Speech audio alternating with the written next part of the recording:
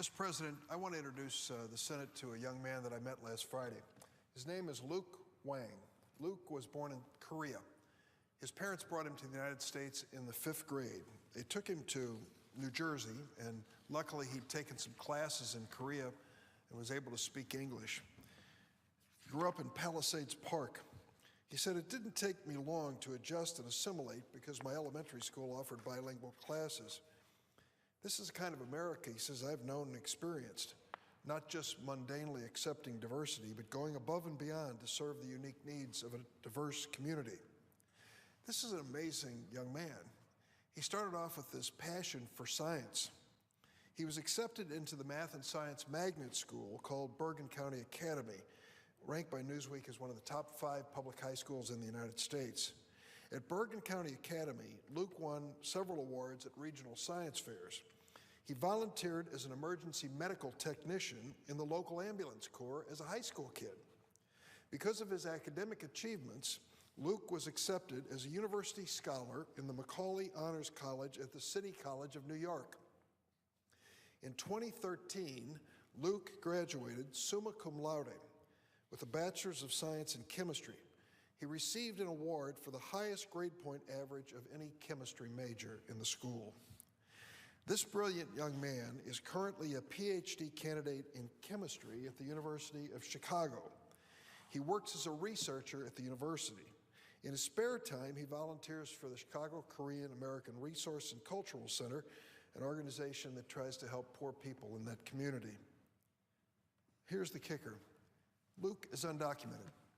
Brought to the United States in the 5th grade, turned out to be one of the smartest chemistry students in his high school, in his college, and now in his graduate program. And when I met him last Friday, he's a very quiet fella. And I said, "What do you want to do, Luke?" He said, "I want to teach. That's what I'd like to do, research and teaching." Well, here's the problem. He's undocumented. He's not legally in the United States of America. His family brought him here. They didn't file the papers. Or if they could have, they didn't file the papers. Whatever the case, this young man grew up here in the United States, took advantage of the best schools in New Jersey, and now is going to one of the best colleges, universities in the United States, and is destined to do great things in his life. Maybe he'll teach, maybe he'll start a company, maybe he'll just come up with some breakthrough achievement in chemistry that will change the lives of many people. What are we going to do with Luke Wang? Well, there's 744,000 people just like him.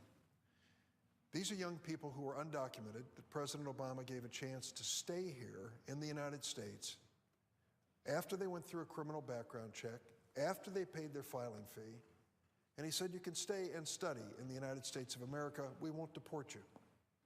You can travel to another country and come back without being arrested. And you can work in this country. If you wish, you have a work permit." 744,000 of them under what's called the DACA program.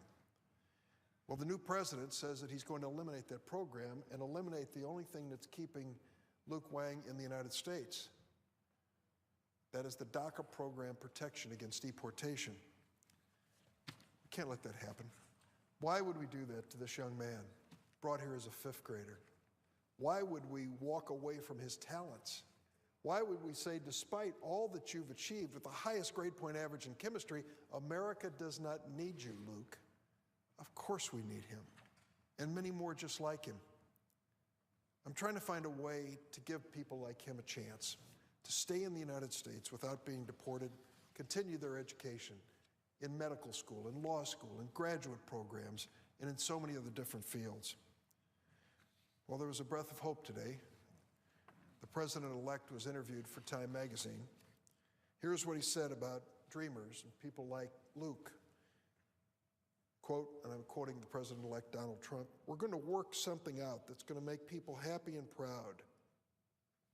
They got brought here at a very young age, Donald Trump said. They've worked here, they've gone to school here, some were good students.